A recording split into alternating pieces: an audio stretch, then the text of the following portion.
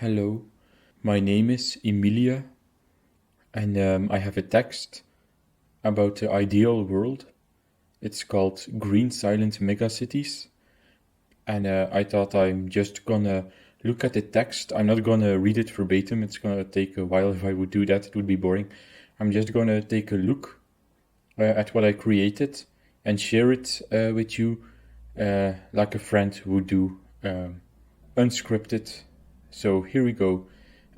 So I created a text about how the ideal world would look like to me, but also considering climate change, floods, and overpopulation. And in my ideal concept, people would live together vertically in large cities, megacities, and that way there would be a lot of room for agriculture, solar panels, and wind panels, and most importantly, there would be a lot of room for nature, pure nature, untouched, lush, and that way we could solve climate change, at least for a big part, I think, by giving land back to nature so nature can run its course, create oxygen for the people, restore the environment, prevent climate calamities like floods and heat waves. And it would also be great for insects like pollinators and creatures. So, what also is important, like people always think in square miles, but if we are going to live vertically, we will have to start thinking in cubic miles. We would have to start thinking in cubic miles. And every megacity would have a building, and every building would have a lot of institutions, a lot of places, shops, gyms, houses, synagogues, temples, churches, pubs, whatever you can think of, it will be in one huge building, and perhaps several huge buildings close to each other vertically and connected to each other using sky bridges. It's also important everything has to be in walking distance. I'm not saying we should ban cars, although maybe banning cars could be a solution to save the climate or help the climate. But then we really need to have good public transport with a lot of stops. Like either public transport that goes directly to a city or and then next to it someone that stops a lot. But I'm getting ahead of myself because there's also a concept called the stacked highway, which is also plays a big role in my text. There will be a lot of new rules to preserve tranquility. For example, the first rule would be no sounds above 82 decibel. Maybe we could say, like, it's just an idea, maybe we could say no sounds above 90 decibel, also possible. But of course, there's an exception for pragmatic purposes like construction work and sirens for emergency vehicles. The reason why there should be more silence is because, well, people will start living closer to each other. So it would be more easy to annoy your neighbors because you're living closer to each other. And also, in my own experience, I live in a city. The city is not that big, but even still, as someone with autism and migraines, I suffer a lot from the noise pollution and the light pollution, like the visual overload cities now have today. It's just too much for me. And there are places I try to avoid because it's just that terrible and it's getting worse. But yeah, maybe that's why I start to create my own world. Then the next rule is no sounds above 65 decibel at night or Sunday. Of course, with an exception for emergency vehicles or other pragmatic purposes. Rule 3, no painful, annoying, and high-pitched sounds. Rule 4, no flashing lights, strobe lights, and stroboscope effects. The reason is because those can trigger seizures in people. And also for me, someone with autism and migraines, it could exhaust me or trigger a migraine attack. Rule number 5, no digital billboards with moving images or screens close to windows, because those distracted traffic and people, and it's just annoying. So I wrote a bunch of rules, but I think it would be boring if I read them all. They are inside the text. I will try to link it down below if YouTube allows that. There will also be like other measures to enforce tranquility, like a new sort of police will be patrolling the streets, making sure people are following the rules and not creating a loud ruckus. But of course, you might ask, like, what if I like a lot of loud music, flickering lights? Well, there could be discos, perhaps in a megacity where people that really want to experience that can go to. And maybe the disco could be at the edge of a city or a very good isolated, good noise isolation. Or there could also be towns where everything has to be silent, but also a few towns, megacities, where you can be loud, where people can make a lot of noise, and those will be called loud cities. And you can go there only if you choose to go there.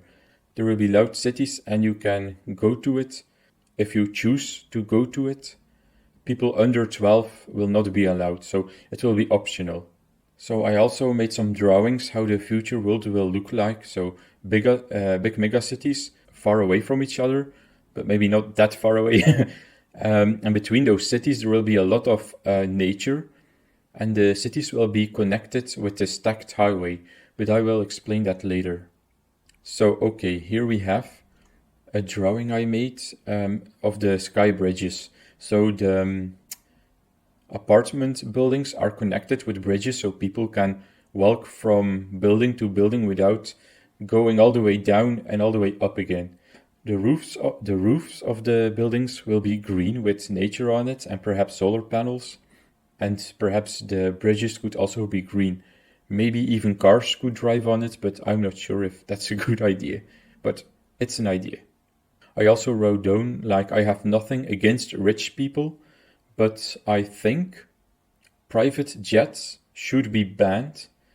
And also, people should not be able to own multiple houses while there are still homeless people. Like, to me, that's wrong. Like, people owning multiple nice big mansions while there are still people homeless. Like, in my ideal world, that needs to be fixed. Like, the houses should be redistributed or something. But I'm not saying go attack the rich, or I'm not saying go hurt the rich, because we are all people. We all have emotions, whether you are poor or rich. Like, we are all human, and that's important, and we should not use violence or hurt each other.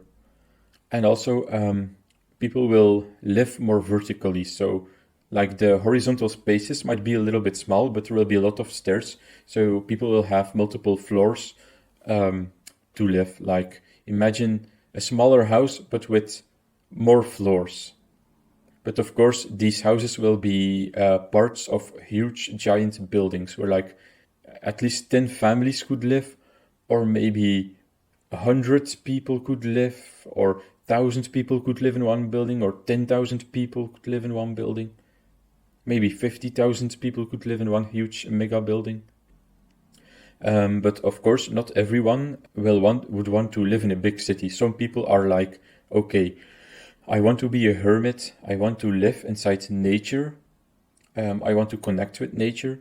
So these people can live in nature, and they will be known as the outsiders. They will live in harmony with nature. They could still use some technology, technology that's eco-friendly. They could have windmills for electricity, solar panels for electricity, maybe connected to a grid, but they will be a minority, and they will live outside in nature and try to live from nature without harming it too much. And I made a drawing with a church, and the idea is, like, maybe, like, in my future world, a lot of villages, small towns, will be gone, because the people that live inside small villages or small towns will have to migrate, or will migrate to the big megacity. Or maybe those smaller cities will be swallowed up by the megacity, I don't know. But there will be like some churches left behind, and the outsiders could live there and still practice their religion and keep the churches good, take care of the churches, and practice their religion if they want to. Like you might say like, oh no, you are discriminating or banning people, but in my ideal future, I think I might be an outsider. Like try to live connected with nature and but also do it in an ecological way. But of course, it will be like a very small settlement, like maybe people living in tents or something, or wooden lodges. Okay, and then we arrive at the stacked highways. So the idea is, remember when Elon Musk started his boring company and wanted to dig tunnels underground to fix traffic jams? Well, my idea is a bit the same, except instead of doing a lot of work digging tunnels underground, the idea is we just stack those highways like bridges. So I think that sounds a bit more possible. Not only that, next to each highway there will be a route for bicycles, so people can use the bike. And along that highway there will be lots of stops. Of course, the bike highway will have some space between the car highway, so it's safe for the bikers, for the cyclists. So at the first layer, we have like at the ground floor, we have the train. And then above the train, there will be buses that can drive. And then above the buses, there will be like 3 levels for cars. And then at the roof of the stacked highway, there will be solar panels to create energy. And the idea is also vertical living, so also vertical travel, because the cars are driving above each other. There is more place for nature to grow.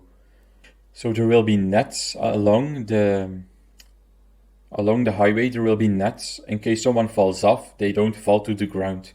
But connected to the poles of those nets could be small windmills to create to take wind energy. Maybe they can get wind from the cars passing by. So that's an idea I have. I'm not sure how safe or possible it is to do that, but that's my idea. There could also be measures implemented, like if one level is getting busy, it will get closed down. Or maybe there could, like, I'm not sure how to say it correctly, but I think a latch could be used to connect the levels to each other so the cars can switch. And this will happen when there's a traffic jam or when there are road works going on. Then I also wrote a text like, where else could people live because of overpopulation? And I wrote like there could be underground cities. Those would be also handy if there ever happens a war or a climate disaster, like people would be more safe underground maybe. There could be floating cities on water or underwater cities. Maybe there could be huge cities like zeppelins floating in the sky. I also had an idea of introducing zeppelins back because maybe they are less polluting than airplanes and maybe almost just as safe with modern technology. Like maybe we can use transport that goes across the air using heat, warm air or gases, so that way people can travel long distances through the air. Or perhaps if the travel is slow, it could be used to transport huge cargo and a lot of goods. I also wrote down the shift should be gradual, so and also a bit experimental, like what can we change, how will we change it? Let's implement these changes in a small way and see how it works, because if you create a change and it goes very fast, there might be a lot of problems, like During communism, for example, there was Holodomor, where some scientists made some mistakes. I think he was Lysenko was his name. Like some say he was a fraud, maybe he was a fraud, but he had a bunch of ideas and people implemented them too quickly and too fast, and that caused a lot of people to starve from hunger. He had ideas to for agriculture, but they didn't work. So my idea is we can create this world, but we need to do it carefully and see if it works first before changing the whole world. I also wrote a chapter, A New Society, so the economy and growth. So economic growth will no longer be a primary goal because it's destructive to the environment and physical and mental well-being of humanity. What will be important in my ideal world? Happiness. Are people happy? How happy are they? Not only that, longevity as well. Are they happy? Are they healthy? Are they living long? And of course, in this new world, everything will be sustainable. The environment will not be destroyed or less destroyed. Animal welfare will be important, and there will also be a focus on scientific discovery and its process. Also, during the winter, people will work less, so they can sleep more and go to their jobs when there is still light outside to avoid traffic accidents. Planned obsolescence will be banned. Products that are made will last longer or as long as possible, and they will be easily repairable. There might be a 2 or 4 day work week, and the work days will be 4 hours or 7 hours. There will also be many places provided where people can make art, share art, do their hobbies or projects. And people should be able to do what they want or can, no matter their age, background, gender, religion, or whatever. Like everyone has the right to be here, you know. Then, yeah, because of overpopulation, there might be a two-child policy for a while, or a one-child policy. I'm not sure how unethical that is, but I just threw it in there. Maybe there could be a ban on having more than 3 or 4 children. There could be new currencies replacing the existent currencies. Like now we have euro, dollar, and whatever. And I propose a new currency. I'm not talking about crypto. I'm talking about new kinds of money that you will also be able to hold in your hands. Because, in my opinion, if you can have money like digitally on the bank or in your own hands, that's the best way to have money. Because if you can have money in your hands, you can hide it in your home, take it with you wherever you go. You don't need electricity to buy stuff. But you can also, it's like spreading your assets a bit.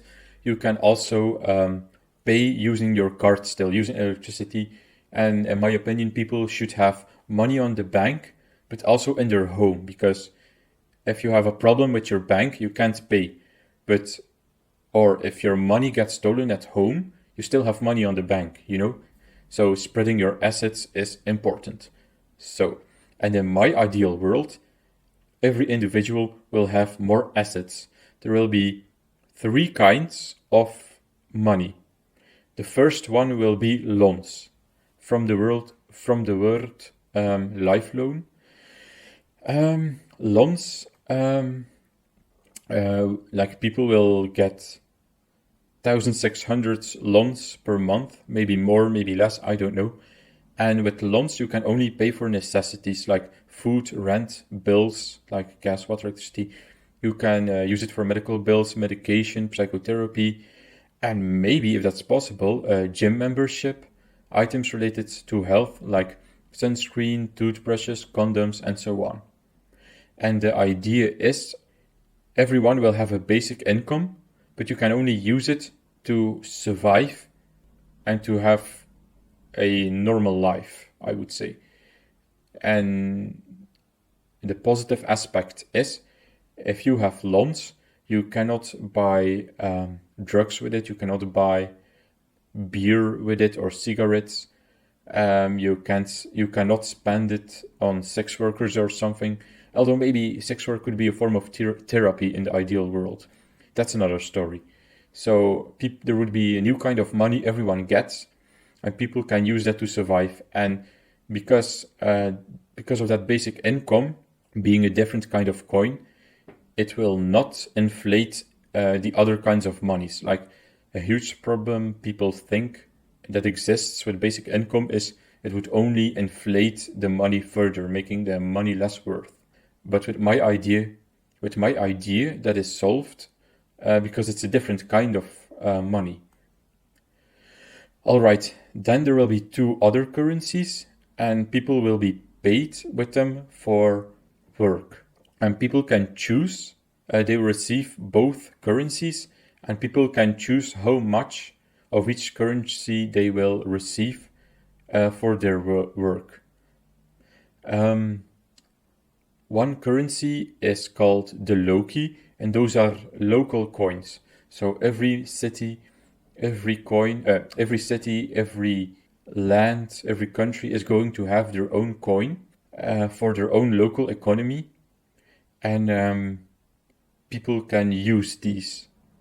And then there will be another kind of coin that should be accepted everywhere, and those will be called globes or globies, a global coin. And that is for people that like to travel, maybe for international deals. And that way, the assets of the people will be spread more. Like if you have a good local economy, you can say, I want to be paid in 25% global coins, and the rest will local coins, and the rest will be global. But if you have a bad local economy, you can ask, okay, I want to be paid in global coins because my local economy is not that good. I hope I'm making sense here. I also wrote it all down. There also will no longer be prisons. Instead of prisons, there will be criminal rehabilitation centers. And instead of criminals will be punished, kind of, because they will lose time of their life, but they will mostly be treated, cured, and reintegrated into society as happy, perhaps productive members of society. There will also be reps, and that is for people, if they wish, they can give each other positive comments and points. And there will also be bad reps, and that is when you are a bad person, people can give a critic. They can be critical towards you, so you can learn to be a better person. But on a personal scale, I think it's really controversial. So I think bad reps should be used for companies or streets. So that way, as an individual, you can see online which neighborhoods are safe, which are not safe, and what companies are ethical and what companies are not ethical that way. I also wrote a lot of things should be destigmatized, like going to a mental hospital, not having a job, doing SEX work or PORN, and so on. I also wrote down, because of automation, we might have been a post-work society. Who knows, man? So yeah, those are my ideas. I hope you like it. If you don't like it, what is it that you don't like about it? And I hope you liked it. And I might also ask to you, how does your ideal world look like? What could you do against climate change and overpopulation? And especially, don't give up. Thank you for watching. And until the next time, maybe, goodbye. I also would like to say it's the first time I make a video like this. I'm not used to talking to a microphone.